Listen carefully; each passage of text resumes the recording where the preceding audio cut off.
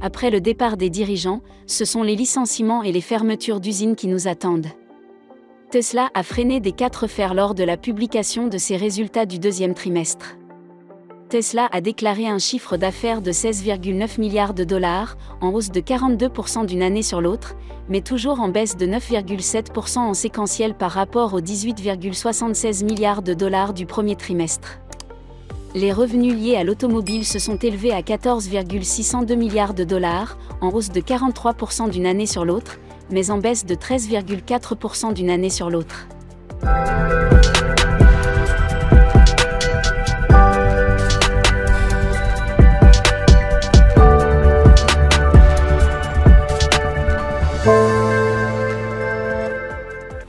Il s'agit de la première baisse des bénéfices trimestriels de Tesla d'une année sur l'autre depuis 2020. Il semblerait que l'élan de ce géant de l'électricité, qui a connu une croissance fulgurante, ne soit plus aussi fort. Malgré cela, il convient d'examiner les performances de Tesla jusqu'à ce stade de l'année. De nombreux jalons remarquables se détachent, notamment la livraison de modèles qui étaient équipés de 4680 batteries. Le début de l'augmentation de la capacité de l'usine de Berlin, la production de plus de 2 millions d'unités au total, la capacité de chaque usine établissant un nouveau record historique sur un mois et le succès de Tesla au deuxième trimestre, qui a une fois de plus battu les prévisions des analystes, s'est traduit par un chiffre d'affaires supérieur aux 16,88 milliards de dollars attendus par les analystes et par un bénéfice par action de 2,27 dollars. En hausse de 57% d'une année sur l'autre, ce résultat est supérieur à l'estimation consensuelle des experts financiers, qui était de 1,83 $.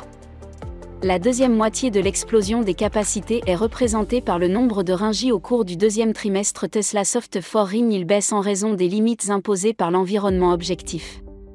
254 695 nouvelles voitures ont été livrées avec une augmentation de 17,8%. Le chiffre d'affaires automobile était de 14,602 milliards de dollars, avec une baisse de 13,4%.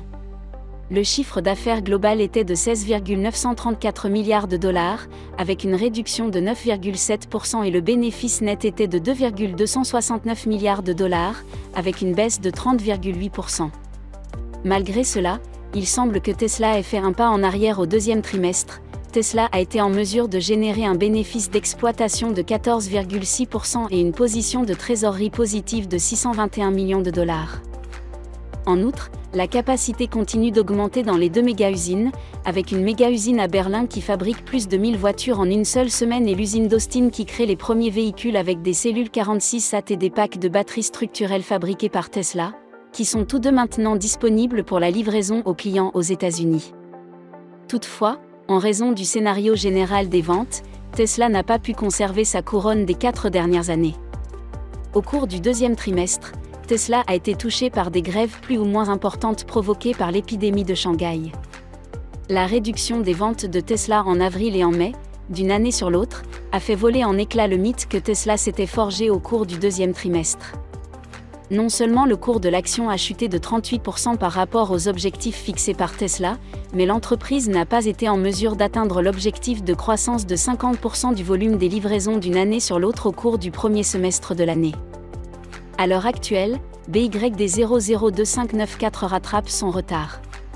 Ces 641 400 unités livrées ont dépassé les 564 000 unités de Tesla à la fin du premier semestre. En conséquence, Tesla a dû abandonner le trône de leader du championnat mondial des ventes de voitures électriques, qu'elle détenait depuis 4 ans. Par la suite, l'augmentation de la capacité de production reste l'objectif principal de Tesla. Compte tenu de la forte croissance des capacités après le deuxième trimestre, Tesla a annoncé que l'équipe allemande 2170 batteries type disposait désormais d'une capacité de production de plus de 1000 unités par semaine. En outre, on s'attend à ce que la capacité continue d'augmenter au cours de la deuxième partie de l'année. Tesla a également déclaré que le mois de juin a été le mois le plus productif de l'histoire de l'entreprise. Lors de la conférence téléphonique sur les résultats, Elon Musk a donné un aperçu de l'avenir en prédisant que le second semestre de cette année serait extraordinaire pour Tesla, les livraisons de voitures neuves devant néanmoins augmenter à un rythme de 50% par an. Il n'y a pas si longtemps, Musk a tweeté que Tesla pourrait envisager de réduire ses prix de vente si le taux d'inflation aux États-Unis diminuait. Lors de la conférence téléphonique sur les résultats du deuxième trimestre de Tesla, il a été demandé à Elon Musk si Tesla allait baisser ses prix et sa réponse a été la suivante. Il est embarrassant que Tesla augmente ses prix plusieurs fois de suite, et ce n'est pas quelque chose que Tesla peut contrôler. Une baisse des prix est une autre réaction potentielle dans le contexte de la macroéconomie dans son ensemble. En outre, Musk prévoit que d'ici la fin de l'année, le prix total du véhicule aura probablement diminué. En ce qui concerne la question des puces, Tesla ne pense pas qu'il soit nécessaire d'avoir sa propre puce, car elle a déjà personnalisé un grand nombre de puces avec des fournisseurs dans la mesure où il y a une pénurie mondiale d'approvisionnement en puces. Tesla réduira l'utilisation des puces en réécrivant le logiciel, en regroupant plusieurs fonctions et en adoptant d'autres stratégies similaires. Musk a déclaré que le manque de matières premières, le lithium, entrave le développement d'une industrie mondiale des véhicules à énergie nouvelle. Il a déclaré que trouver comment raffiner les matières premières pour les batteries au lithium était une priorité absolue, et il a appelé les chefs d'entreprise à s'impliquer dans l'industrie du raffinage du lithium. Tesla travaille également sur le raffinage du lithium. Même si Tesla a dû faire face à de nombreuses hausses de prix embarrassantes au cours du deuxième trimestre, la marge brute globale de l'entreprise est restée en baisse. À cet égard, Musk est d'avis que le prix de la FSD est trop élevé. Le logiciel bêta de conduite entièrement autonome est le principal facteur responsable de la nécessité d'augmenter les prix. Selon Musk, le prix actuel de la FSD est déjà extrêmement bas par rapport à la capacité de ses produits, et le prix de la FSD sera augmenté dans le courant de l'année. En ce qui concerne le développement du cybercamion, Elon Musk a indiqué qu'il devrait être livré au milieu de l'année prochaine. Le rôle de la Chine est important en raison de l'impact du pays sur le déclin des réserves de Bitcoin. Selon le rapport Q2 de la firme, Tesla a pu augmenter le montant des liquidités de son bilan de 936 millions de dollars après avoir réduit ses avoirs en Bitcoin de 75% au cours du deuxième trimestre. Lors de l'appel doit indiquer que la vente de Bitcoin était un effort pour améliorer les finances de l'entreprise. Il s'avère que cette tentative a été couronnée de succès. Bien que les qualités de couverture des bitcoins ne soient pas aussi fortes que celles d'autres actifs, le marché reste ouvert à la possibilité d'accroître ses avoirs à l'avenir. En fait, la grande vente de bitcoin réalisée par Tesla avait également un rapport avec la Chine. Pendant la panne causée par l'épidémie de Shanghai, Tesla a connu sa première année de croissance en 2 ans. Toutefois, une fois la situation stabilisée à Shanghai, la majorité des livraisons de Tesla en juin provenaient de l'usine de Shanghai. Musk a déclaré que l'augmentation des réserves de trésorerie de Tesla était une priorité pour l'entreprise en raison du manque de clarté concernant le calendrier de résolution de l'épidémie en Chine.